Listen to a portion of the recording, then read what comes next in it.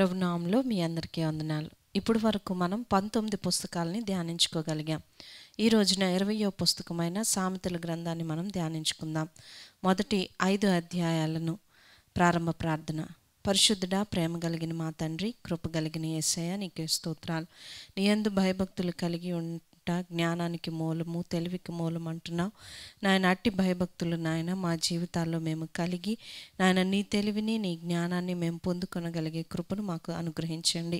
నీకు మొరపెట్టగా మా నాయన మాకు ప్రత్యుత్తరాన్ని దయచేసి మమ్మల్ని నడిపించమని, ఈ రోజు నుంచి నాయన సామెతల గ్రంథాన్ని ధ్యానించుకొనిచుండగా నాయన నీ సేవకుని ద్వారా మాతో మీరు మాట్లాడి మమ్మల్ని వెలిగించమని నజరేయుడనే యేసు నామములో అడిగి వేడుకొంచున్నాం తండ్రి, ఆమేన్. ప్రభువైన యేసుక్రీస్తు వారి శ్రేష్ఠ నామములో అందరికీ శుభములు తెలుపుతూ ఈ దినం మనం ధ్యానించే వాక్యము సామెతల గ్రంథము మొదటి 5 అధ్యాయాలని ధ్యానించుకుందాం.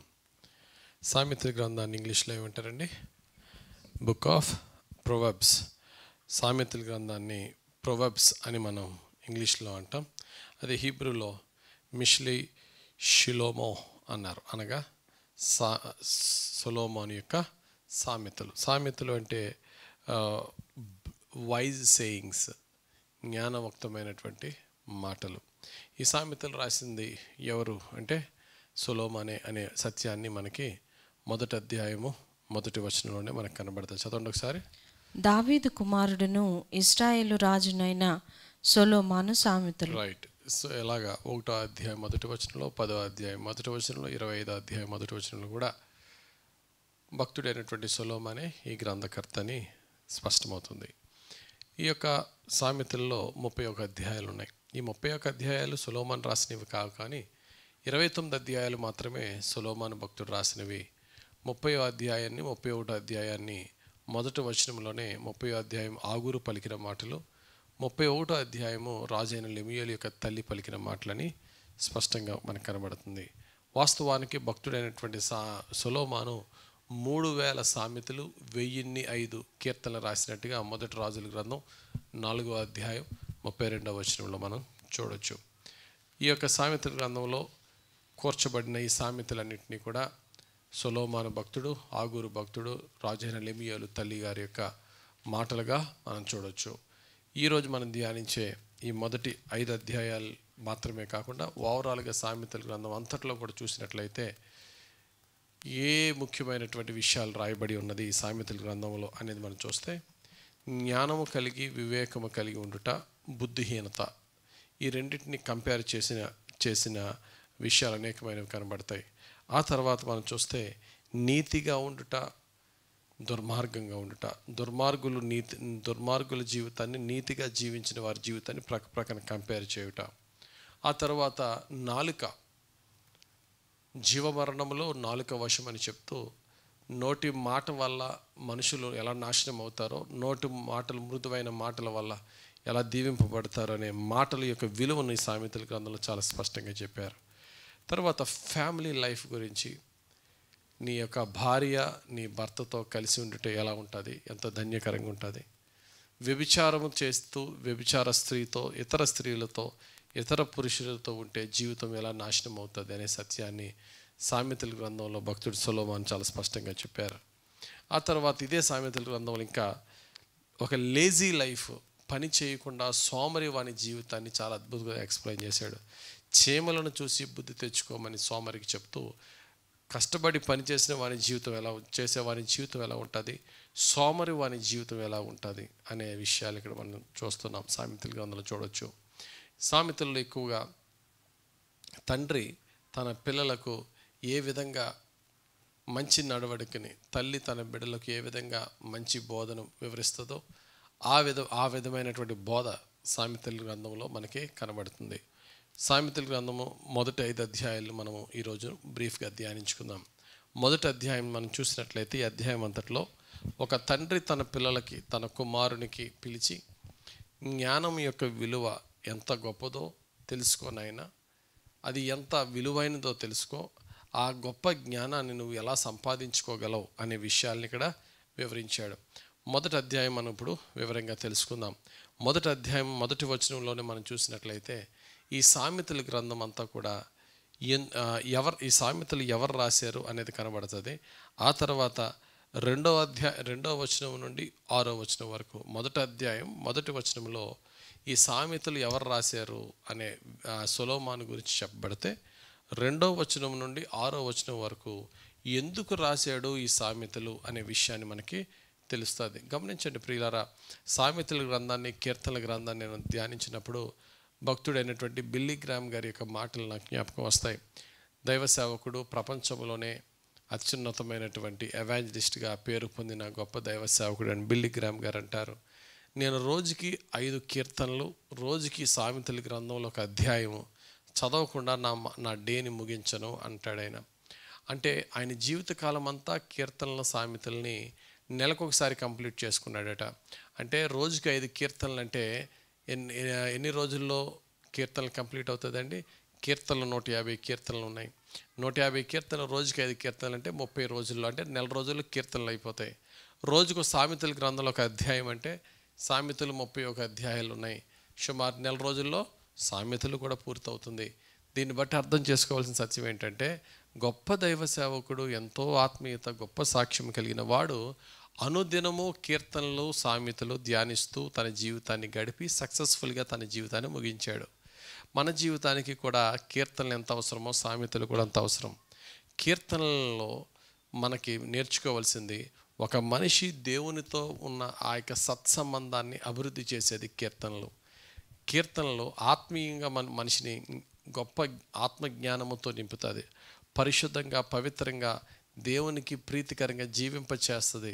ఎప్పటికప్పుడు ఒక హెవెన్లీ కౌన్సిలింగ్, దేవుడు మనతో మాట్లాడుతున్న విధముగా కీర్తనల గ్రంథం మన అనుదిన జీవితంలో ఉపయోగపడుతుంది. మరి సామెతల గ్రంథం ఎలా ఉపయోగపడుతుంది అంటే, తోటి మనుషులతో, హ్యూమన్ రిలేషన్స్, తోటి వ్యక్తులతో ఎలా జీవించాలా, ఈ లోకంలో ఎలా జ్ఞానవంతంగా మనం ఉండాలా, ఈ లోకంలో ఎలా బుద్ధి కలిగి ఉండాలా, ఈ లోకంలో ఎలా వివేకము కలిగి ఎవరితో ఎలా జీవించాలో, మేలుకొలుపుతో ఎలా ఉండాలో చెప్పేది సామెతలు. ఈ లోక సంబంధమైనటువంటి ఆకర్షణలు, మరి ముఖ్యంగా వ్యభిచారపు ఆకర్షణల నుండి మనల్ని మేలుకొలిపి జాగ్రత్తగా ఉండు అని చెప్పేది సామెతలు. కాబట్టి ప్రియులారా, సామెతలు ఈ లోకంలో ఉన్నంత కాలము కూడా మనకి చాలా చాలా చాలా అవసరం. ఈ లోకంలో మనము యథార్థంగా జీవించటానికి, వివేకము కలిగి, పాపమును దూరం నుండే చూచి ఇప్పుడే మేలుకునే విధంగా భక్తుడైనటువంటి సొలొమోను సామెతలు రాసింది. ఆయన జ్ఞానముతో పాటు ఆయన ఎక్స్పీరియన్స్తో ఇక్కడ చెప్పిన మాటలు ఎక్కువ ఉన్నాయి. ఆయన అనేకమైన స్త్రీలతో వ్యభిచారం చేసి ఆయన నష్టపోయిన నష్టము ఇతరులు నష్టపోకుండా లాగున మనల్ని మేలుకొల్పడానికి సామెతల గ్రంథాన్ని రాశాడు. ఆయన బుద్ధిమంతుడైతే ఎలా ఉంటాడట, జ్ఞానవంతుడికి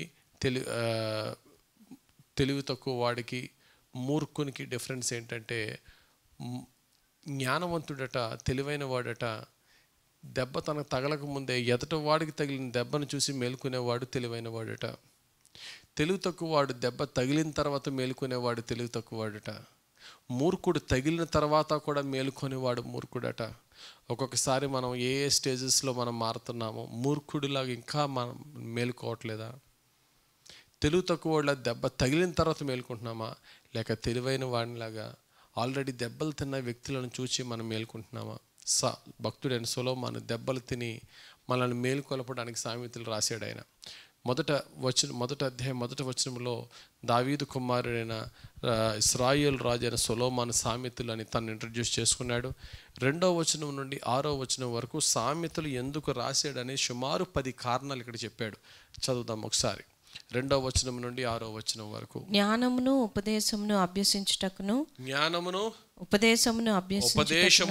అభ్యసించుటకును, వివేక సల్లాపములను గ్రహించుటకును, నీతి న్యాయ యథార్థతలను అనుసరించుట యందు బుద్ధి కుశలత ఇచ్చు ఉపదేశము నొందుటకును, జ్ఞానము లేని వారికి బుద్ధి కలిగించుటకును, యవనులకు తెలివియు వివేచనయు పుట్టించుటకును తగిన సామెతలు. జ్ఞానము గలవాడు విని పాండిత్యము వృద్ధి చేసుకొనును, వివేకము గలవాడు ఆలకించి నీతి సూత్రములను సంపాదించుకొనును. వీటి చేత సామెతలను, భావసూచక విషయములను, జ్ఞానుల మాటలను, వారు చెప్పిన గూఢవాక్యములను జనులు గ్రహించుదురు. ఈ యొక్క 2వ వచనం నుండి 6వ వచనం వరకు ఎన్ని రీజన్స్ చెప్పాడు చూడండి. జ్ఞానము లేని వారికి బుద్ధి కలిగిస్తుందట ఈ సామెతలు. మరి ముఖ్యంగా యవ్వనులకు తెలివియు వివేచనయు పుట్టించుటకు తగిన సామెతలు. జ్ఞానము లేనివాడు విని పాండిత్యము వృద్ధి చేసుకొనును, వివేకము గలవాడు ఆలకించి నీతి సూత్రములను సంపాదించుకొనును. గూఢవాక్యములను మనకి రివీల్ చేయడానికి మనుషుల యొక్క ద ట్రూ హ్యూమన్ ఫిలాసఫీ క్లియర్గా ఇందులో వివరింపబడింది. Human nature, human weaknesses, human temptations అన్నీ కూడా సామెతల గ్రంథంలో ఆత్మజ్ఞానముతోనూ తాను వ్యక్తిగతమైన అనుభవంతోనూ సామెతల గ్రంథాన్ని సొలొమోను రాశాడు. కాబట్టి ప్రతి మనిషికి ఈ సామెతలు మహాజ్ఞానవంతమైన పుస్తకము, మనల్ని మేలుకొలిపే పుస్తకం. తర్వాత 7వ వచనంలో మనం చూసినట్లయితే, యెహోవా యందు భయభక్తులు కలిగి ఉండుట తెలివికి మూలము. అది యెహోవా యందు భయభక్తులు కలిగి ఉండుట తెలివికి సంపూర్ణము కాదట, బిగినింగ్, తెలివికి మూలము. ఒకడు తెలివైన వాడు లేక ఒకడు జ్ఞానవంతుడు అవ్వాలి అంటే వానికి ద బేసిక్ స్టెప్ ఏంటంటే దేవుని పట్ల, యెహోవా పట్ల భయము భక్తి కలిగి ఉండుట. ఏబిసిడీలు రాకుండా ఇంగ్లీష్ ఎలా చదవలేమో, ఆల్ రాకుండా తెలుగు ఎలా చదవలేమో, దేవుని యందు భయభక్తులు లేకుండా దేవుడు రివీల్ చేసిన తెలివిని, జ్ఞానాన్ని పొందుకోవడం అసాధ్యం. కాబట్టి యెహోవా యందు భయభక్తులు మనకి తెలివిని, జ్ఞానాన్ని, బుద్ధిని, సమస్తాన్ని నేర్పేది. అన్నిటికీ మూలము దేవుని పట్ల భయభక్తులు కలిగి ఉండాలని వాక్యం చెప్తున్నాడు.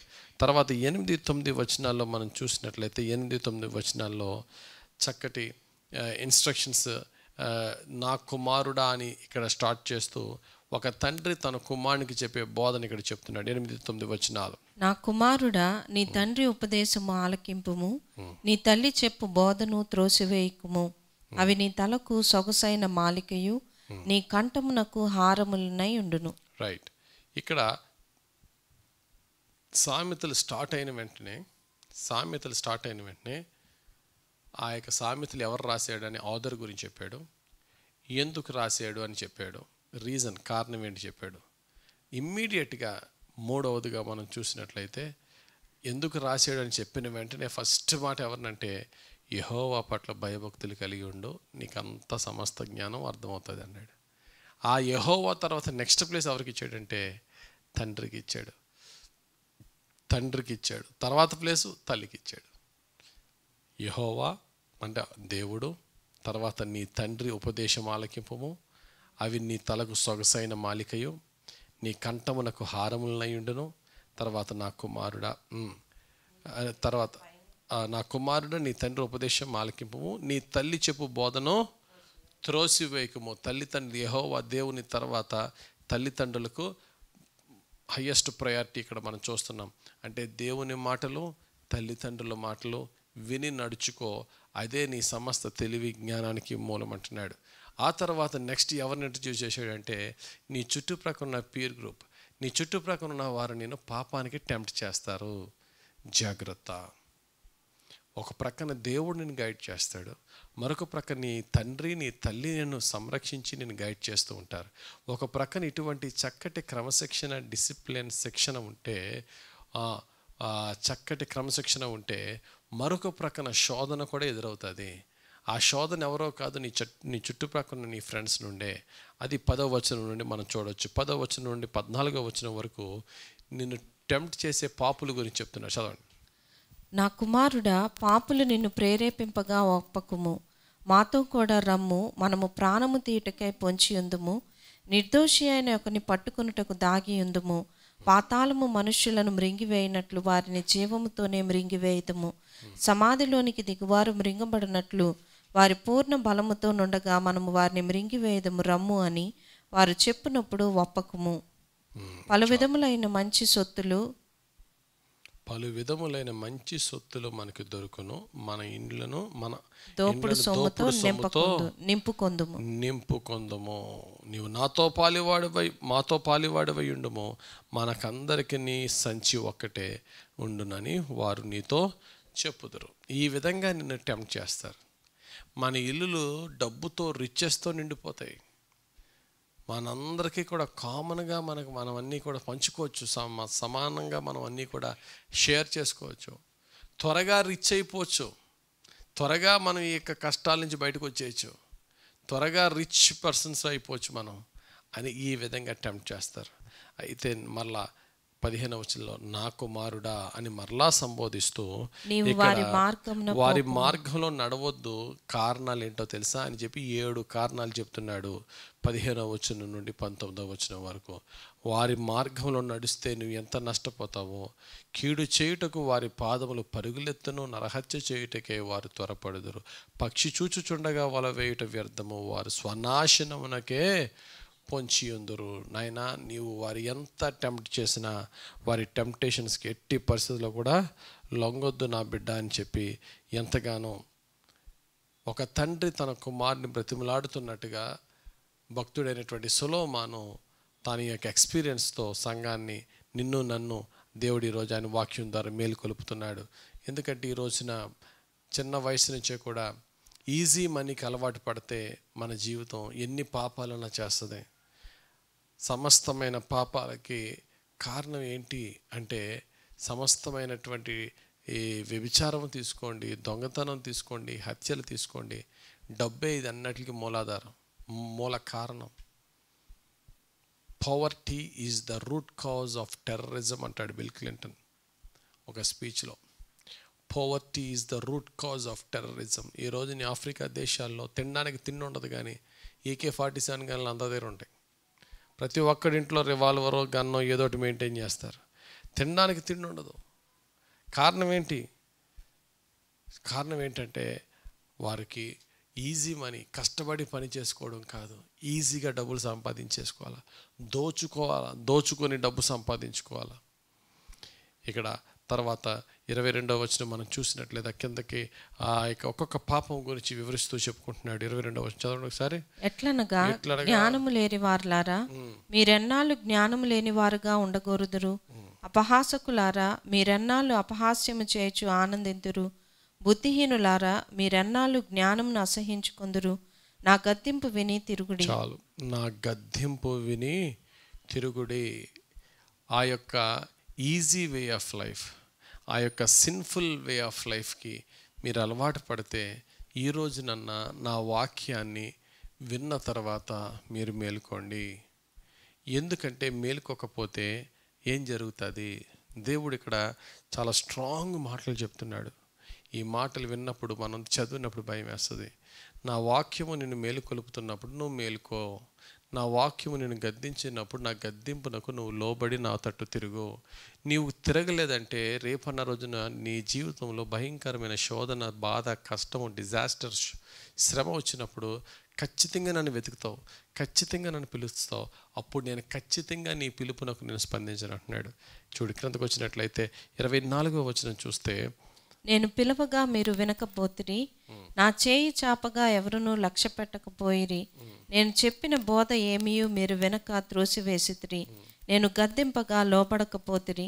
కాబట్టి మీకు అపాయము కలిగినప్పుడు నేను నవ్వెదను, మీకు భయము వచ్చినప్పుడు నేను అపహాస్యం చేసేదను. ఇంకా అది చివరి వరకు 33వ వచనం వరకు దేవుడు ఈ యొక్క విషయాలు వివరిస్తున్నాడు.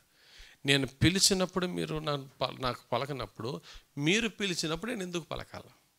నువ్వు పాపం చేస్తున్నప్పుడు నిన్ను ట్యాప్ చేసి రకరకాల మార్గాల ద్వారా నో మై సన్, నా కుమారుడా వద్దు అని దేవుడు మేలుకొలుపుతూ ఉన్నప్పుడు నువ్వు దాని నుంచి నువ్వు పక్కకు వెళ్లకుండా, పారిపోకుండా, ఆగిపోకుండా, వెనుదిరగకుండా, అసలు దేవుణ్ణి అసలు కన్సిడరేషన్లోనికి తీసుకోకుండా, నా హృదయం ఇష్టపడుతుంది, నా శరీరం ఆశిస్తుంది, నేను ఎంతకన్నా ముందుకు వెళ్ళిపోతానని పరిగెట్టుకుంటూ వెళ్తే దేవుడి యొక్క పిలుపుని మనం నిర్లక్ష్యం చేస్తున్నప్పుడు, అనగా దేవుడు ఏదో విధంగా మన హృదయంలో ఆ మేలుకొలుపుని ఇస్తున్నప్పుడు దాన్ని మనము అణిచివేసి మన సుఖాన్నే ముందు పెట్టుకుని వెళ్ళిపోతున్నప్పుడు దేవుడు అంటున్నాడు, నేను పిలుస్తున్నప్పుడు నువ్వు పలకకపోతే, నువ్వు పిలిచినప్పుడు నేను పలకని, జాగ్రత్త. చూడండి, ఆ మాట మనం చదువుకుందాం ఒకసారి. జకర్యా గ్రంథం 7వ అధ్యాయం 13వ వచనంలో చాలా స్పష్టంగా చెప్తున్నాడు. తీద్దాం. జకర్యా గ్రంథము 7వ అధ్యాయము 13వ వచనంలో ప్రభువు ఈ మాట చెప్తున్నాడు. నేను పిలిచినప్పుడు మీరు రాలేదు కనుక, మీరు పిలిచినప్పుడు నేను రానంటున్నాడు. 7:13 తీయమా. ఇదిగో, నేను పిలిచినప్పుడు మీరు ఆలకింపకపోయిరు గనుక నేను పిలిచినప్పుడు వారు ఆలకింపకపోయిరి గనుక వారు పిలిచినప్పుడు నేను ఆలకింపను. ఎవరు ఇంత స్పష్టంగా చెప్తున్నాడు దేవుడు? ఏమంటున్నాడండి? నేను పిలిచినప్పుడు వారు ఆలకింపకపోయిరి. నేను పిలిచినప్పుడు they paid deaf year to my call. నా పిలుపునకు వారు పెడచెవి పెట్టారు గనుక వారు నన్ను పిలిచేలా నేను చేస్తా. ఎప్పుడు ఎక్కడ ఎలా కొడితే నన్ను పిలుస్తాడాడు అలా చేస్తా. అప్పుడు నేను పలకనగా. ఏమండి, మనం పిలిచినప్పుడు దేవుడు పలకకపోతే మనల్ని రక్షించేవాడు ఎవడు ఉండడు. కాబట్టి పాపము మనలను సంతోషపరిచినా, పాపము మనలను సుఖపరిచినా, ఆ పాపము మన యొక్క కంట్రోల్ తప్పి మనము పాపం వెళ్తున్నప్పుడు దేవుడు ఏదో విధంగా మన హృదయంలో కమాన్ స్టాప్, కమాన్ కమ్ బ్యాక్ అని ఏదో విధంగా మన హృదయంలో మనల్ని దేవుడు మేల్కొలుపుతున్నప్పుడు మన యొక్క కోరికలను ప్రక్కన పెట్టుకొని మన ఈజీ మనీ అవ్వచ్చు, శరీర సుఖం అవ్వచ్చు, what ever the pleasure maybe, దేవునికి భయపడి మనము వెనక్కి వస్తే కనుక దేవుడు మనం ఆయన్ని పిలిచినప్పుడు, ఓకే నా కుమారుడు నా కుమార్తె నా పిలుపుని బట్టి తన సుఖాన్ని ప్రక్కన పెట్టి ఆగాడు, వెనక్కి వచ్చాడు, ఆ పని, ఆ యొక్క తప్పు, ఆ శోధన, ఆ బంధకం నుంచి బయటకు వచ్చాడు, తన బలహీనతలో నన్ను పిలిచినప్పుడు నేను ఆ బిడ్డని ఆదుకుంటానని దేవుడు కరుణిస్తాడు. కాబట్టి ఈ మాట మన జీవితానికి చాలా జాగ్రత్తగా అప్లై చేసుకోవాలా. నేను పిలిచినప్పుడు నువ్వు పలకకపోతే నీవు పిలిచినప్పుడు నేను పలకనంటున్నాడు. ఇంకా ఒక భయంకరమైన మాట అంటాడు చూడండి, నేను గద్దింపగా లోబడకపోతే కాబట్టి మీకు అపాయము కలిగినప్పుడు నేను నవ్వెదను. మీకు అపాయము కలిగినప్పుడు నేను ఏం చేస్తాను? నవ్వెదను. మీకు భయము వచ్చినప్పుడు నేను అపహాస్యము చేసేదను. ఫస్ట్ పిలుపు, తర్వాత రెండోది ఏంటండి?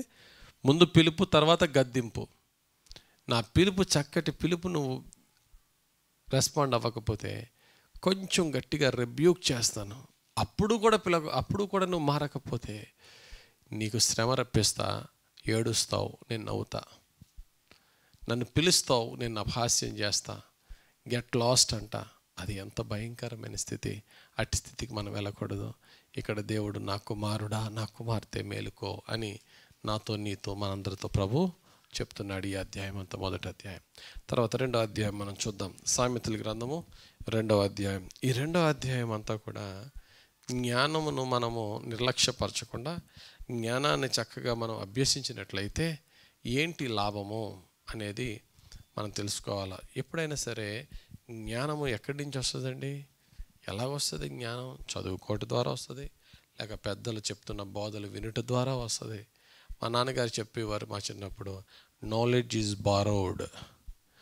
నాలెడ్జ్ ఈజ్ బారోడ్ అంటే నాలెడ్జ్ అనేది ఎవరి సొత్తు కాదు, వారి పితరుల దగ్గర నుంచి వారికి, వారి నుండి మనకి, మన నుండి మన పిల్లలకి, అలా ఒకరి నుండి ఒకరికి అది ట్రాన్స్ఫర్ అవుతూ ఉంటుంది. కాబట్టి అది నాలెడ్జ్ నువ్వు బారో చేసుకోవాల్సిన బాధ్యత మనకు ఉంటుంది, నీకు నాకు ఉంది. మనము బోధించే వారి దగ్గర వినాలి, పుస్తకాలు చదవాలి, జ్ఞానాన్ని సంపాదించుకోవాలి, జ్ఞానవంతంగా మనం జీవించి దీవింపబడాలి. ఆ జ్ఞానాన్ని నెక్స్ట్ జనరేషన్కి మనము అందించగలగాలి. అది జ్ఞానం యొక్క విలువ. 2వ అధ్యాయం మనం చూసినట్లయితే 2వ అధ్యాయము మొదటి 4 వచనాలు మరలా నా కుమారుడు అని పలుకుతూ ఆ యొక్క కుమారుని హెచ్చరిస్తున్నాడు. ఏమని చదవండి ఒకసారి. మొదటి 4 వచనాలు. నా కుమారుడా, నీవు నా మాటలను అంగీకరించి నా ఆజ్ఞలను నీ యొద్ద దాచుకుని ఎడల, జ్ఞానమునకు నీ చెవియొగ్గి హృదయపూర్వకముగా వివేచనను అభ్యసించిన ఎడల, తెలివికై మొరపెట్టిన ఎడల, వివేచనకై మనవి చేసిన ఎడల, వెండిని వెతికినట్లు దానిని వెతికిన ఎడల, దాచబడిన ధనమును వెతికినట్లు దాన్ని వెతికిన ఎడల. చాలు. ఇక్కడ 4వ వచనం వరకు ఇది నువ్వు చేసిన ఎడల, ఇంచుమించు 8 సార్లు నువ్వు ఇది చేసిన ఎడల, జ్ఞానానికి చెవి ఎగ్గిన ఎడల, వివేచన అభ్యసించిన ఎడల, తెలివికై మొరపెట్టిన ఎడల, వివేచనకై మనవి చేసిన ఎడల, దేవుని విజ్ఞాపన చేస్తూ ఇలా అడిగి దాని కొరకు నువ్వు తప్పిస్తే దాని యొక్క బ్లెస్సింగ్స్ ఇప్పుడు చెప్తున్నాను చూడంటున్నాడు. 5వ వచనం నుండి 8వ వచనం వరకు వరుసగా దాని యొక్క బ్లెస్సింగ్స్ చెప్తున్నాడు. యెహోవా యందు భయభక్తులు కలిగి ఉండుట ఎట్టిదో నీవు గ్రహించెదవు. దేవుని గూర్చిన విజ్ఞానము నీకు లభించును. యెహోవాయే జ్ఞానమిచ్చువాడు, తెలివియు వివేచనయు ఆయన నోట నుండి వచ్చును. ఆయన యథార్థవంతులను వర్ధిల్ల చేయును, యుక్త మార్గము తప్పక నడుచుకుని వారికి ఆయన కేడముగా ఉన్నాడు. న్యాయము తప్పిపోకుండా ఆయన కనిపెట్టును, తన భక్తుల ప్రవర్తనను ఆయన కాచును. రైట్, ఇక్కడ మీరు లెక్క పెట్టేలా చదివినప్పుడు 8 బ్లెస్సింగ్స్ ఉన్నాయి. దానికి ముందు 8 విషయాలు నువ్వు చేసిన ఎడల ప్రతిదానికి మరొక 8 బ్లెస్సింగ్స్ని దేవుడు నీకు ఇవ్వబోతున్నాడు. కాబట్టి బ్లెస్సింగ్స్ ఎప్పుడు కూడా ఏంటంటే conditional blessings. If you could able to do this, you are gonna receive this. నీవు ఇది చేయగలిగినట్లయితే ఈ ఆశీర్వాదం నీకు వస్తుంది. నీవు ఇది చేయకుండా ఈ ఆశీర్వాదాన్ని నువ్వు ఆశించొద్దు. ఇది చెయ్యి, ఈ ఆశీర్వాదాన్ని నువ్వు పొందుకో అని కుమారునికి తండ్రి చెప్పిన విధంగా ఇక్కడ చెప్తున్నాడు. తర్వాత 9 నుంచి 11 వచనాలు కూడా మరికొన్ని బ్లెస్సింగ్స్ జ్ఞానము ద్వారా మనం పొందుకుంటామంటున్నాడు. చదవండి. జ్ఞానము నీ హృదయమును జొచ్చును, తెలివి నీకు మనోహరముగా నుండును, బుద్ధి నిన్ను కాపాడును, వివేచన నీకు కావలి కాయును. ఇక్కడ సమస్తమైనటువంటి తెలివి, జ్ఞానము, వివేచన ని ఎలా సంరక్షించి కాచి కాపాడుతుంది అనే మాటని ఇక్కడ చెప్తున్నాడు. తర్వాత 12వ వచనం నుండి 15వ వచనం వరకు మనం చూసినట్లయితే దుర్మార్గుల జోలి నుంచి వెళ్ళవద్దు, వారి నుంచి నువ్వు బయటికి రా. వారు చేసే ఒక 7 రకాల పాపాల గురించి ఇక్కడ వివరిస్తున్నాడు 12వ వచనం నుండి. అది దుష్టుల మార్గము నుండి మూర్ఖముగా మాట్లాడు వారి చేతిలో నుండి నిన్ను రక్షించును. అట్టి వారు చీకటి త్రోవలలో నడవవలనని యథార్థ మార్గములను విడిచిపెట్టుదురు. కీడు చేయి సంతోషించుదురు, అతి మూర్ఖుల ప్రవర్తన యందు ఉల్లసించుదురు. దాని నడుచుకుని త్రోవలు వంకరవి, వారు కుటిల వర్తనులు, మరియు అది జారస్త్రీ నుండి. ఇక్కడ వరకు 15వ వచనం వరకు, 12వ వచనం నుండి 15వ వచనం వరకు ఆ యొక్క భయంకరమైనటువంటి ఆ దుర్మార్గపు మార్గమున, దుష్టుల మార్గమున నువ్వు నడవద్దు. అందులో ఈ రకమైనటువంటి పాపాలన్నీ పొంచి ఉన్నాయి. కాబట్టి ఆ టెంప్టేషన్స్ మేలుకో అన్నాడు. ఆ తర్వాత ఇక్కడ దుష్టత్వం కన్నా ఇంకా భయంకరమైన పాపము జారస్త్రీ. 16వ వచనం నుండి 19వ వచనం వరకు, 16వ వచనం నుండి 19వ వచనం వరకు మనం చూసినట్లయితే మృదువైన మాటలతో నిన్ను పడేసే జారస్త్రీ నుంచి చాలా జాగ్రత్తగా ఉండు. చదవండి 16వ వచనం. మృదువుగా మాట్లాడు పరస్త్రీ నుండి నిన్ను రక్షించును. అట్టి స్త్రీ తన యవన కాలపు ప్రియుని విడుచున్నది, తన దేవుని నిబంధనను మరుచున్నది. దాని ఇల్లు మృత్యువునొద్దకు దారితీయును, అది నడుచు త్రోవలు ప్రేతల యొద్దకు చేరును. దాని యొద్దకు పోవు వారిలో ఎవరునూ తిరిగి రారు, జీవ మార్గములు వారికి దక్కవు. నా మాటలు వినిన ఎడల నీవు సజ్జనుల మార్గమందు నడుచుకొందువు, నీతిమంతుల ప్రవర్తనలను అనుసరించుదువు. రైట్, ఇక్కడ వాక్యం చెప్పబడిన మాటలు మనం చూస్తే 16వ వచనంలో నీవు దేవుని యొక్క వాక్యానికి లోబడి దేవుని జ్ఞానానుసారంగా నువ్వు నడిచినట్లయితే మొట్టమొదటిగా, మరియు అది జారస్త్రీ నుండి మృదువుగా మాట్లాడు పరస్త్రీ నుండి నిన్ను రక్షించును అనే మాట ఇక్కడ మనం చూస్తున్నాం. జారస్త్రీ మాటలు ఎప్పుడు కూడా ఎలా ఉంటాయట? తేనెలు పోసినట్టుగా, చాలా మృదువుగా, చాలా ఇంపుగా, చాలా కవ్వించే విధంగా, చాలా టెంప్టింగ్గా ఉంటాయి. అట్టి స్త్రీ తన యవన కాలపు ప్రియుని విడిచినది, తన దేవుని నిబంధన మరుచున్నది. వాక్యాన్ని పట్టించుకోదు, ఆమె వాక్యాన్ని కేర్ చేయదు. ఆమె తన జీవితాన్ని నాశనం చేసుకోవడమే కాదు కదా, ఎదుటి వారి జీవితాన్ని నాశనం చేస్తుంది. కనుక దానికి ఏమాత్రము కూడా దైవ భయమే లేదు. అది నడుచు త్రోవలు ప్రేతల యొద్దకు చేరును అంటే అర్థం ఏంటండి? సర్వనాశనమే, నరకమే, పాతాళమే. అది దాన్ని వెంబడించిన వారు పాతాళంలోనే పోతారు. దాని యొద్దకు పోవు వారిలో ఎవరినో తిరిగి రారు. ఎంత భయంకరమైన మాట! దాని యొద్దకు పోవు వారిలో ఎవరినో తిరిగి రారు. కనుక వెళ్ళొద్దు. వెళ్ళి నిన్ను నువ్వు మరలా బాగు చేసుకుని వస్తానులే అని అనుకోవద్దు. Prevention is better than cure. దెబ్బ తగిలి గాయానికి మందు వేసుకునే కన్నా దెబ్బ తగలకుండా అక్కడి నుంచి వెళ్ళిపోవడం బెటరు, అక్కడి నుంచి పారిపోవడం బెటరు.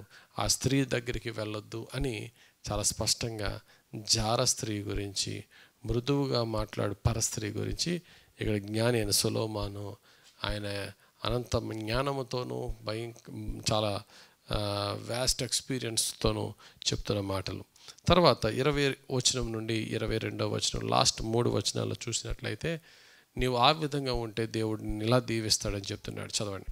నీతిమంతుల ప్రవర్తనలను అనుసరించుదువు, యథార్థవంతులు దేశమందు నివసించుదురు, లోపము లేని వారు దానిలో నిలిచియుందురు, భక్తిహీనులు దేశములో నుండకుండా నిర్మూలమగుదురు, విశ్వాసఘాతకులు దానిలో నుండి పెరికివేయబడుదురు.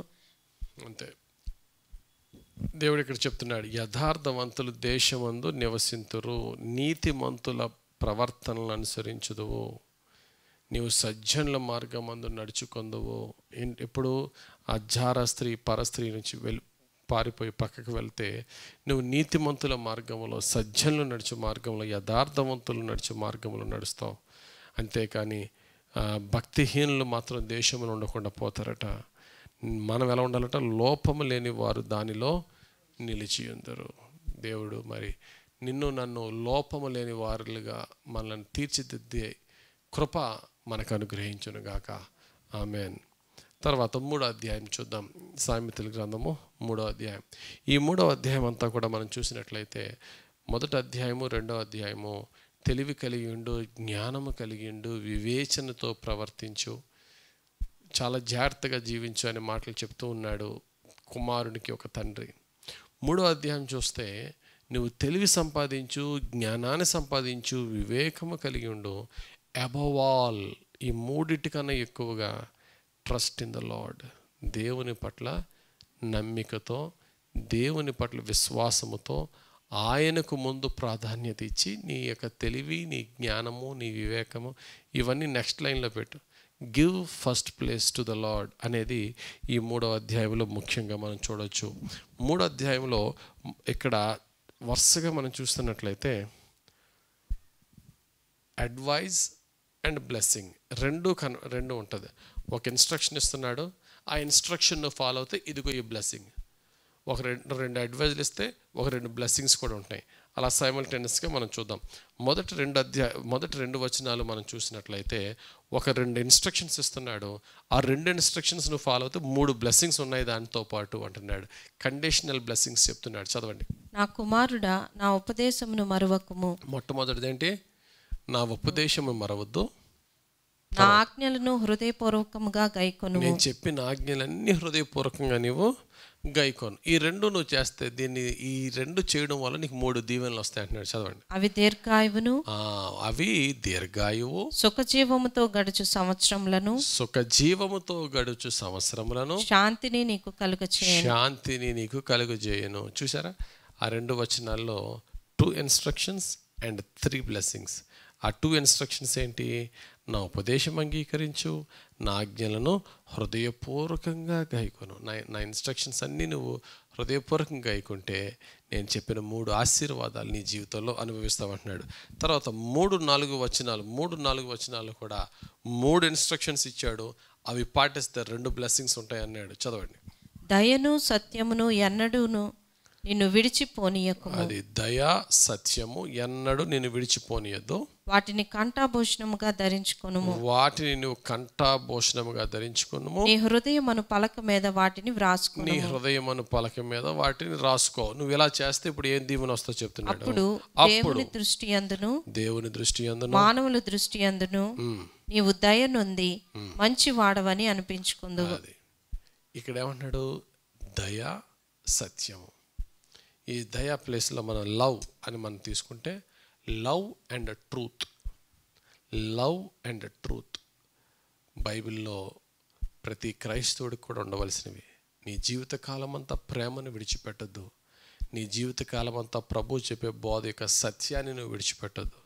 అప్పుడు నువ్వు ఎవరి దయ పొందుకుంటావట? దేవుని దయ, మనుషుల దయ కూడా, మానవుల దృష్టి యందును దేవుని దృష్టి యందును నీవు దయానందువు. యేసు ప్రభు ఎలా ఎదిగాడండి? యేసు వయస్సునందును జ్ఞానమందును దేవుని దయలోను మనుషుల దయలోను వర్ధిల్లుచుండెను. కారణం ఏంటి? ఆయన ఈ 2 పాటించాడు. ఏంటి? లవ్ అండ్ ట్రూత్ అంటే దేవుని వాక్యము, లవ్ అంటే ప్రేమ. ఎదుటి వాడిని ప్రేమించుట, దేవుని వాక్యం నడుచుట, ఈ రెండు మనలో ఉంటే కనుక దేవుని దయ, మనుషుల దయ హెచ్చుగా మనపై ఉంటుంది. తర్వాత 5-6 వచనాలు చాలా ఇంపార్టెంట్ వచనాలు. ఇది మన జీవితానికి ఎక్కువగా అప్లై చేసుకోవాల్సినవి. చదవండి. నీ స్వబుద్ధిని ఆధారము చేసుకొనక నీ పూర్ణ హృదయంతో యెహోవా యందు నమ్మిక ఉంచుము. చాలు. ఇక్కడ ఆల్రెడీ నువ్వు జ్ఞానము, బుద్ధి అన్నీ ఉన్నా సరే, don't lean on your own understanding. నీ సొంత అండర్స్టాండింగ్, నీ సొంత బుద్ధిని ఆధారం చేసుకోకుండా ప్రతి విషయంలో ఇది దేవుని చిత్తమా కాదా, ఇది దేవునికి అంగీకారమా కాదని దేవుని చిత్తానికి నువ్వు చోటు వేయి. చదవండి. నెక్స్ట్ వచ్చిన 6వ వచనం ఏమంటున్నాడండి? నీ ప్రవర్తన అంతటి యందు ఆయన అధికారమునకు ఒప్పుకొనుము, అప్పుడు ఆయన నీ త్రోవలను సరళము చేయును. నీ ప్రవర్తన అంతటి యందు ఆయన అధికారమునకు ఒప్పుకొనుము, అప్పుడు ఆయన నీ త్రోవలను సరళము చేస్తాడు. Lord, you be the boss of my life. నా ఇష్టమైనది నేను చేయడం కాదు, నీ ఇష్టమైనది నేను చేయాలి ప్రభువా. అప్పుడే నా త్రోవలన్నీ ఆయన సరళం చేస్తాడు. 7వ వచనం చూడండి. నేను జ్ఞానిని గదా అని నీవు అనుకొనవద్దు. అది నేను చాలా చదివేశాను, నాకు చాలా డిగ్రీలు ఉన్నాయి, నేనే 10 మందికి కౌన్సిలింగ్ ఇచ్చే స్థితిలో ఉన్నాను కదా నువ్వు అనుకోవద్దు. నేను జ్ఞానిని కదా అనుకోవద్దు. యెహోవా యందు భయభక్తులు కలిగి చెడుతనము విడిచిపెట్టుము, అప్పుడు నీ దేహమునకు ఆరోగ్యమును నీ ఎముకలకు సత్తువయు కలుగును. నీ రాబడి అంతట్లో ప్రథమ ఫలమును నీ ఆస్తిలో భాగమునిచ్చి యెహోవాను గణపరచుము, అప్పుడు నీ కొట్లలో ధాన్యము సమృద్ధిగా ఉండును. నీ గ్రామములలో నుండి నీ గానుగులలో నుండి క్రొత్త ద్రాక్షారసము పైకి పొరలి పారును. ఇక్కడ చూడండి, ప్రతి దాంట్లో కండిషన్. నీ గానుగులలో నుండి ద్రాక్షారసము పైకి పొర్లి పారాలి అంటే, నీ కొట్లలో ధాన్యము సమృద్ధిగా ఉండాలంటే, నీ ఆస్తిలో భాగం ఇచ్చి యెహోవాను గణపరచుము. అదే భక్తుడైన పౌలు కూడా అంటాడు కదా, నువ్వు ఇవ్వి, అప్పుడు నీకు ఎలా ఉంటుందట? అణిచి కుదించి పొర్లి విధముగా దేవుడు అన్ని సమస్తమైన కానుకలు నీ ఒళ్ళో, నీకు సమృద్ధి నీ ఒళ్ళో పాడేస్తాడు. నీకేం కావాలో దేవుడు అంత సమృద్ధిని ఇస్తాడు. ఓవర్ఫ్లోయింగ్ బ్లెస్సింగ్స్ నీకు కావాలి అంటే, నీకున్న దాంట్లో లేమిలో కానీ సమృద్ధిలో కానీ దేవునికి ఇవ్వడం నువ్వు నేర్చుకో. అప్పుడు దేవుడు నీకేం కావాలో అన్నీ ఇస్తాడు. చూడండి, ఇక్కడ ఏమేమి ఇవ్వాలి దేవునికి? నువ్వు బుద్ధిమంతుడివైనా, జ్ఞానవంతుడివైనా, 100 డిగ్రీలు నీ దగ్గర ఉన్నా, అవన్నిటిని ప్రక్కన పెట్టి దేవునికి మొదటి స్థానం ఇవ్వి. ప్రభువా, ఇది చేయుట నీ చిత్తమా కాదా? నీకు అంగీకారం అయితేనే చేస్తాను ప్రభువా, నువ్వు వెళ్ళు. అప్పుడు దేవుడు నీ పనులన్నీ ఫలింపచేస్తాడు. ఆ తర్వాత నీ యొక్క జీవితం అభివృద్ధి పొందాలంటే, ఫైనాన్షియల్గా డెవలప్ అవ్వాలి అంటే, నీకున్న దాంట్లో దేవునికి ఇస్తూ దేవుని యొక్క పరిచర్యకి నువ్వు ఇవ్వగలిగితే దేవుడు నిన్ను ఓవర్ఫ్లోయింగ్ బ్లెస్సింగ్స్లోకి, ఇంకనూ సమస్తమైనటువంటి సమృద్ధిలోనికి దేవుడు నిన్ను నడిపిస్తాడు. రైట్. తర్వాత 11, 12 వచనాలు చాలా శ్రేష్టమైనవి. నా కుమారుడా, యెహోవా శిక్షను తృణీకరింపవద్దు, ఆయన గద్దింపునకు విసుకవద్దు. తండ్రి తనకు ఇష్టడైన కుమారుని గద్దించు రీతిగా యెహోవా తాను ప్రేమించు వారిని గద్దించును. చాలు. ఇదే మాట మనకి హెబ్రీయులు రాసిన పత్రిక 12వ అధ్యాయం 8వ వచనంలో కూడా ఉంటుంది.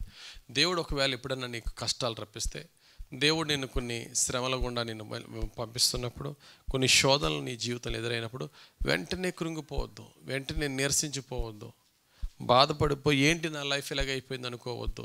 లేక దేవుని మీద తిరగబడిపోయి ఏంటి నా దేవుడు నన్ను చూడట్లేదా, ఏం దేవుడినా నన్ను పట్టించుకోవట్లేదని చెప్పి దేవుని మీద తిరగబడిపోయి దేవుని దేవుని మీద విసుక్కోవద్దు. తండ్రి తనకిష్టుడైన కుమారుని ఎందుకు కొడతాడు? ఈ దెబ్బతీడి చచ్చిపోవాలని కొడతాడు ఏ తండ్రి అన్న? ఈ దెబ్బతో ఈడు నాశనం అయిపోవాలి, ఈడు నా ఇంట్లోంచి పోవాలని కొట్టడు. గాయం చేయు దెబ్బలు అంతరింద్రియములోనికి చొచ్చి చెడుతనమును తొలగించును అని అదే ఈ యొక్క సామెతలో అందులో రాయబడి ఉంది. ఎస్, దేవుడు కూడా కొడతాడు, ఎందుకంటే చెడుతనాన్ని తొలగించడానికి. కాబట్టి కొన్ని శిక్షలు, కొన్ని శోధనలు మన జీవితంలోకి వచ్చినప్పుడు కృంగిపోకుండా, ప్రభువా ఈ శిక్షకు నేను అర్హుడిని, ఓర్చుకునే శక్తి నువ్వే, ఇంక నువ్వు నీకు ప్రీతికరంగా జీవించే జీవితం ఇవ్వని అడగాలి తప్ప ఎన్నడూ కూడా దేవుని మీద తిరగబడద్దు, కృంగిపోవద్దు అని మహాజ్ఞాని సొలొమోను చెప్తున్నాడు.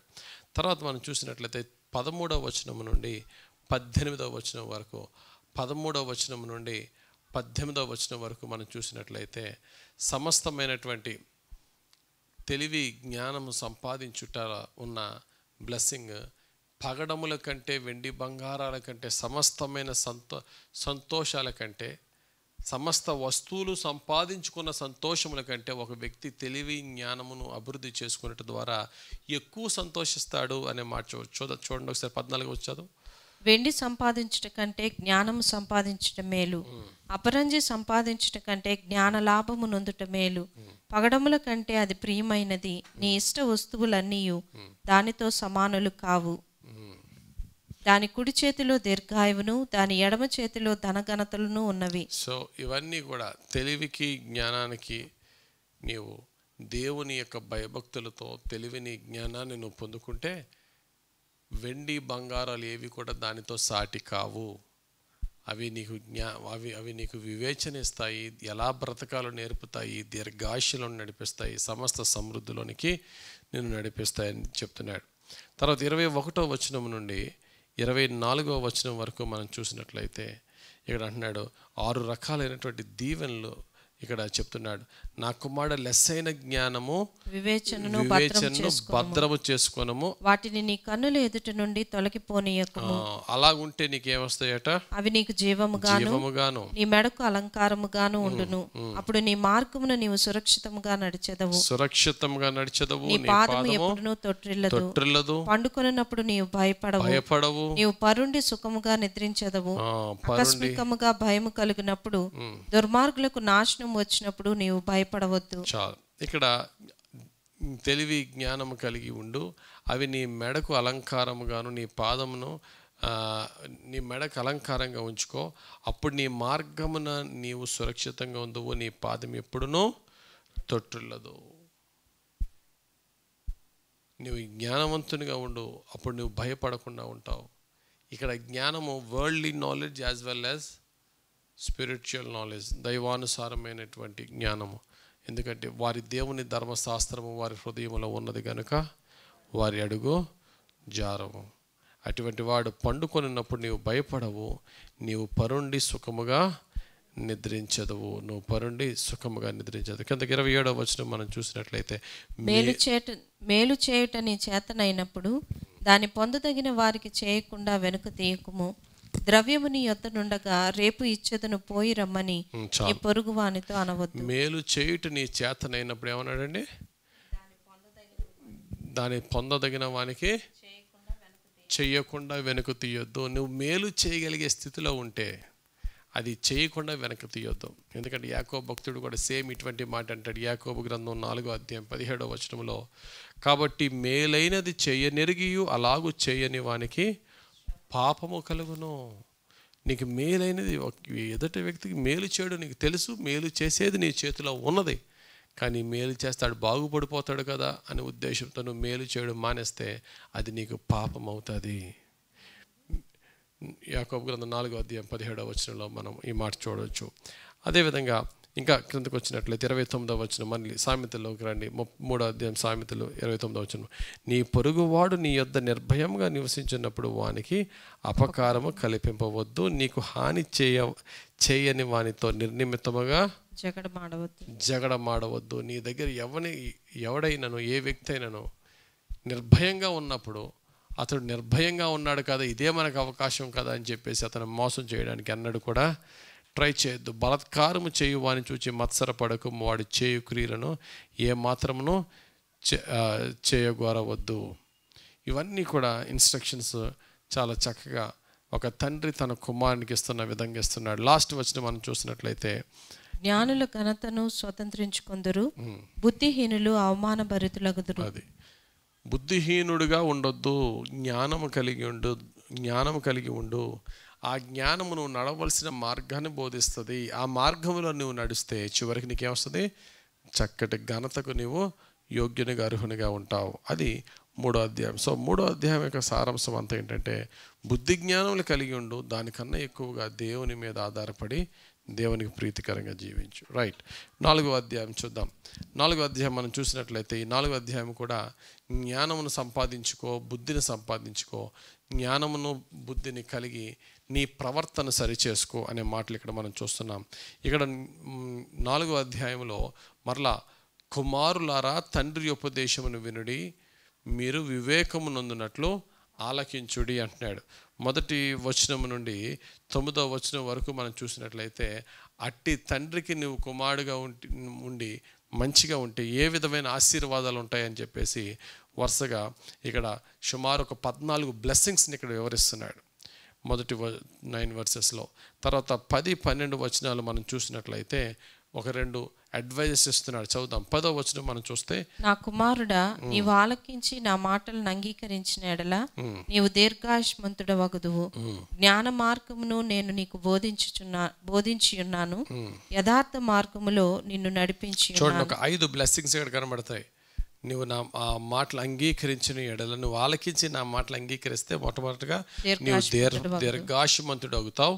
జ్ఞాన మార్గమును నేను నీకు బోధించి ఉన్నాను, యథార్థ మార్గములో నిన్ను నడిపించి ఉన్నాను. నీవు నడుచినప్పుడు నీ అడుగు ఇరుకున పడదు, నీవు పరిగెత్తినప్పుడు నీ పాదము తొట్టిల్లదు. ఈ 5 ఆశీర్వాదాలు, నువ్వు పరిగెట్టినప్పుడు నీ పాదము తొట్టిల్లదు, నువ్వు ఎక్కడ ఇరుక్కోవు, నువ్వు స్థిరంగా ఉంటావు. నీ జ్ఞాన మార్గాన్ని నేను బోధించాను, నీకు యథార్థ మార్గంలో నేను నడిపిస్తున్నాను.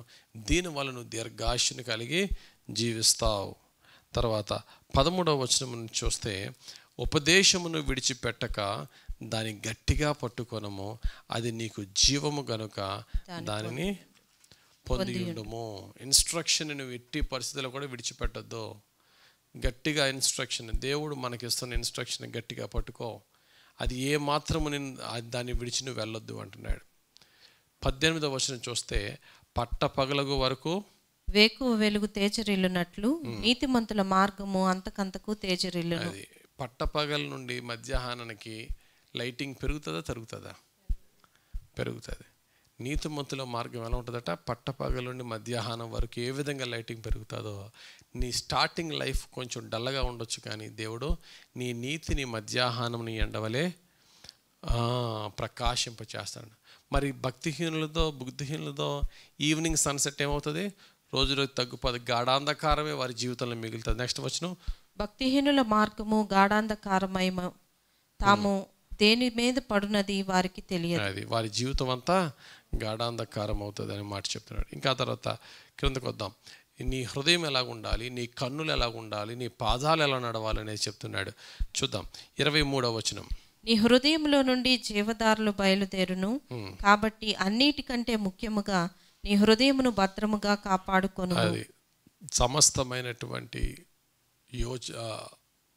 ఆశలు కోరికలు అన్నిటిని కూడా హృదయమే మూల కేంద్రం కనుక, హృదయం అన్నిటికన్నా మోసకరమైనది, అది బహువ్యాధి గలది కనుక, అది భయంకరంగా మనల్ని టెంప్ట్ చేస్తుంది కనుక, అన్నిటికంటే నీ హృదయమును భద్రముగా కాపాడుకో.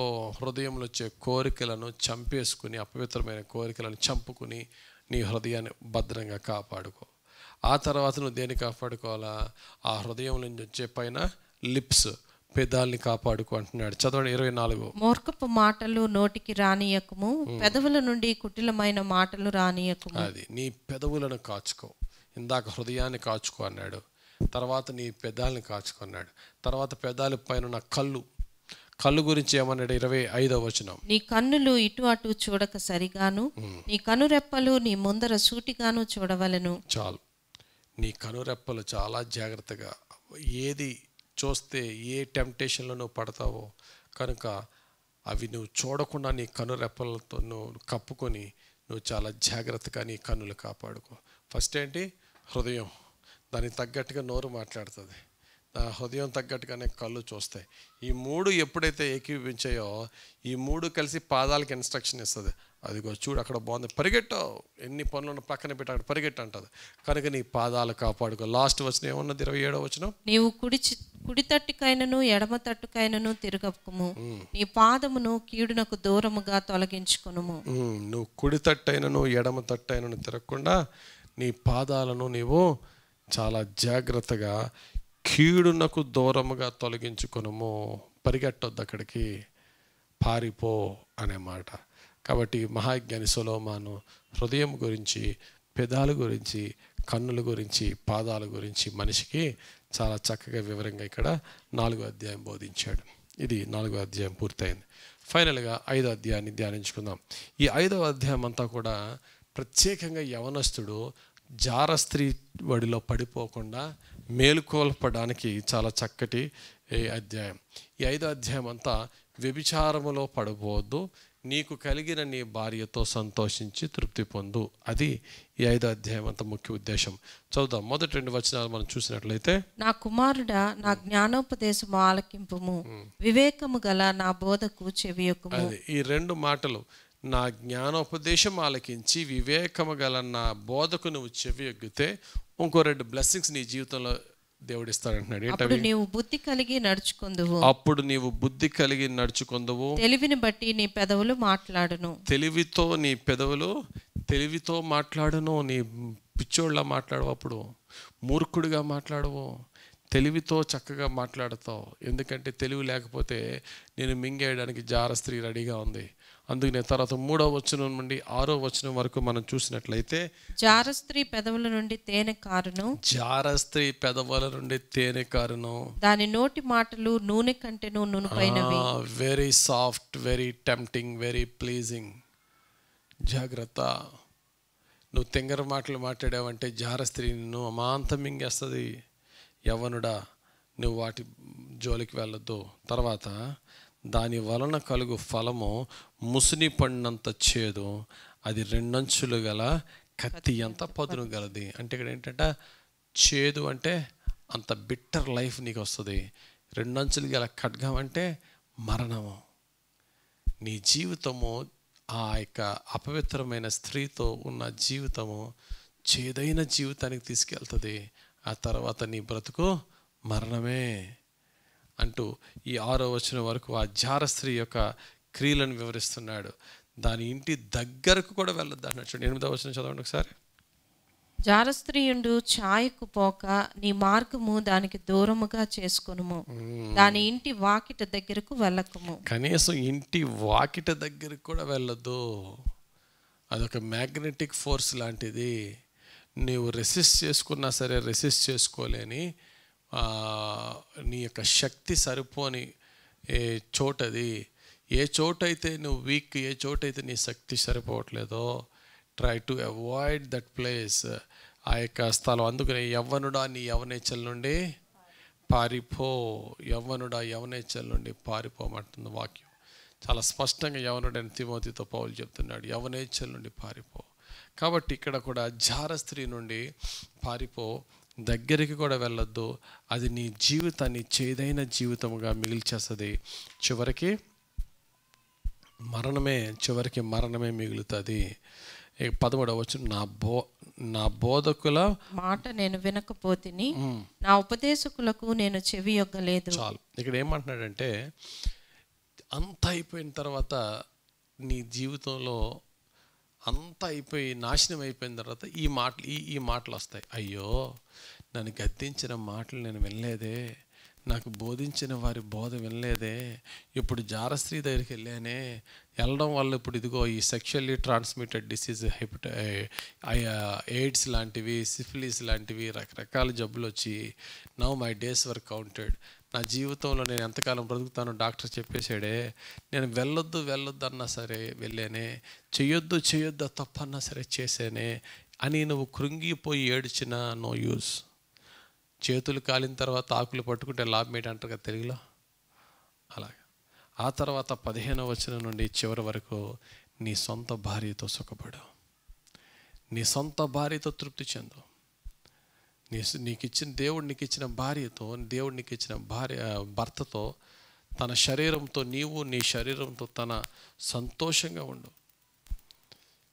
ఆమెతో నీ యొక్క సంతోషాన్ని పంచుకో. నీ యవ్వన కాల భార్యతో నువ్వు సంతోషించు. అంతేకాని నీ ఓటలను బయట పారద్రోలకు అంటాడు. చూడండి, ఇంకా మనం కిందకు వచ్చినట్లయితే, దుష్టుని దోషములు వాని చిక్కులు పెట్టును, వాడు తన పాప పాశములలో బంధింపబడును.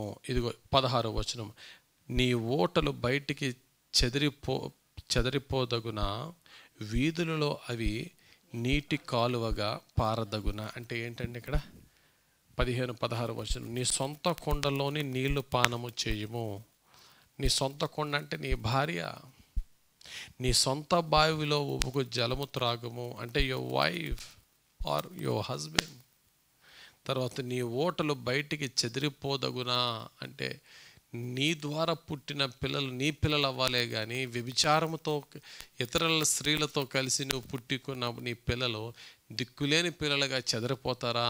నీ ఓటలు అలాగా బయటికి చెదరిపోదగున, వీధులలో అవి నీటి కాలువగా పారదగునా. ఇది తప్పు కదా. ఇక్కడ వాక్యంలో మనం చెప్తున్న సత్యం ఏంటంటే ఈ 5వ అధ్యాయం అంతటిని 2 కింద డివైడ్ చేస్తే 1వ వచనం నుండి 14వ వచనం వరకు పరస్త్రీ, జారస్త్రీ, వ్యభిచార స్త్రీతో నీకు కలిగిన సంబంధము నిన్ను ఎంత చేదైన జీవితానికి దారితీస్తుంది, ఎంత మరణానికి దారితీస్తుంది. 15వ వచనం నుండి 23వ వచనం వరకు చూసినట్లయితే నీకు కలిగిన భార్యతోనూ సంతోషించు, ఆమె శరీరముతో నీవు నీ శరీరముతో ఆమె తృప్తి చెందాలి. అందుకనే కొరింథీయులకు రాసిన పత్రిక 1వ పత్రిక 7వ అధ్యాయము 1వ వచనంలోనే చాలా స్పష్టంగా భక్తుడైనటువంటి పౌలు చెప్తాడు. భార్యాభర్తల యొక్క రిలేషన్ గురించి బోధిస్తూ ఒకరి శరీరం మీద ఒకరికి ఎటువంటి అధికారం ఉన్నది అంటున్నాడు. చదవండి ఒకసారి 7వ అధ్యాయము 3వ వచనం నుండి. భర్త భార్యకును అలాగుననే భార్య భర్తకును వారి వారి ధర్మములు నడపవలెను. భర్తకే గాని భార్యకు తన దేహము పైన అధికారము లేదు, అలాగున భార్యకే గాని భర్తకు తన దేహం పైన అధికారము లేదు. అది అంటే ఒకని దేహముతో ఒకడు తృప్తి చెంది నీ యొక్క జీవితాన్ని సంతృప్తిగా నీ భార్యతో ఆనందించు. నీ ఓటలు దీవెన నొందెను, నీ ఓట దీవెన నొందును, నీ యవన కాలుపు భార్య యందు సంతోషింపుము. ఆమె అతి ప్రియమైన లేడీ, అందమైన దుప్పి, ఆమె రొమ్ముల వల్ల నువ్వు ఎల్లప్పుడు తృప్తి నొందుచుండుము. ఆమె ప్రేమ చేత నిత్యము బద్ధుడువై ఉండువు. నా కుమారుడా, జార స్త్రీ యందు నీ పరస్త్రీ రొమ్ము నీ వేళ కౌగులించుకుందువు. నరుని మార్గములను యెహోవా ఎరుగును, వాని నడతలన్నిటినైనా గుర్తించును. దేవుడు మనల్ని ప్రతీది కనిపెడుతున్న దేవుడు, ప్రతి విషయంలో మనల్ని మేలుకొలుపుతున్న దేవుడు. ఎంత గొప్ప దేవుడు అంటే బైబిల్ గ్రంథం ఎంత గొప్పదంటే బైబిల్ ఎవరితో మాట్లాడుతుంది అంటే అందరితో మాట్లాడుతుంది. ఏ విషయం మాట్లాడుతుంది అంటే ప్రజెంట్ మనం ఏ సిచ్యువేషన్లో ఉన్నామో, ఏ శోధనతో ఉన్నామో, ఏ టెంప్టేషన్స్తో ఉన్నామో, ఏ మేలుకొలుపు మనకు కావాలో అట్టి మేలుకొలుపు ఇచ్చేది దేవుని వాక్యం. కాబట్టి 5వ అధ్యాయ ప్రకారం మనం చూసినట్లయితే we need to be careful and wise enough to protect our family life. మన కుటుంబ జీవితాన్ని సంరక్షించుకోవడానికి, కాపాడుకోవడానికి దేవుడు సామెతలనే అద్భుతమైన వాక్యాలు మనకు బోధిస్తున్నాడు. మరి ముఖ్యంగా పరస్త్రీ జోలికి వెళ్ళొద్దు, జార స్త్రీ జోలికి వెళ్ళొద్దు, వ్యభిచార స్త్రీ జోలికి వెళ్ళొద్దు. నోటి మాటలు ఎలా ఉంటాయట? తేనె వలె ఉంటాయి, నూనె వంత నునుపుగా ఉంటాయి. అది వెరీ టెంప్టింగ్గా ఉంటుంది. ఆ మూమెంట్ నీకు అది టెంప్టింగ్ ఉంటుంది. తర్వాత దాని రిజల్ట్ చేదైనటువంటి రిజల్ట్, మరణమే దాని అంతము. దాని జోలికి పోకు, నీ యొక్క కుటుంబంతో తృప్తి చెందనే వాక్యమును దేవుడు మనందరి జీవితంలో నెరవేర్చి మనలను మన కుటుంబాలని దేవుడు ప్రొటెక్ట్ చేసి దీవించి ఆయన కృపతో రక్షించును గాక. ఆమెన్. ప్రార్థన చేసుకుందాం. మహిమగల మా తండ్రి, నీకు వందనాలు. సామెతల గ్రంథం 1వ అధ్యాయం మొదలుకొని 5వ అధ్యాయం వరకు ధ్యానించుటకు నీ కృప మాకు ఇచ్చినందుకు వందనాలు. ధ్యానించిన వాక్య ప్రకారంగా మా జీవితాల్ని రక్షించి, క్షమించి, కాపాడి, కట్టి సరిచేయమని నీవేనైనా జ్ఞానాన్ని, తెలివిని నీ యొక్క భయభక్తులతో మేము పొందుకొని నీ వాక్య సత్యానుసారంగా నడిచి ప్రాక్టికల్ క్రిస్టియన్స్గా జీవించుటకు మాకు చాలని శక్తిని నీ కృపలో మాకు దయచేసి నీ కృపలో వ్యక్తిగత జీవితాల్ని, కుటుంబ జీవితాల్ని రక్షించి కాపాడమని, శోధల నుంచి రక్షించమని యేసుక్రీస్తు వారి పరిశుద్ధ నామములో ప్రార్థిస్తూ మమ్మల్ని మీ పాదాలకు అప్పగించుకొని వేడుకొనిచున్నాము. జీవము కలిగిన మా యెహోవా తండ్రి, ఆమెన్.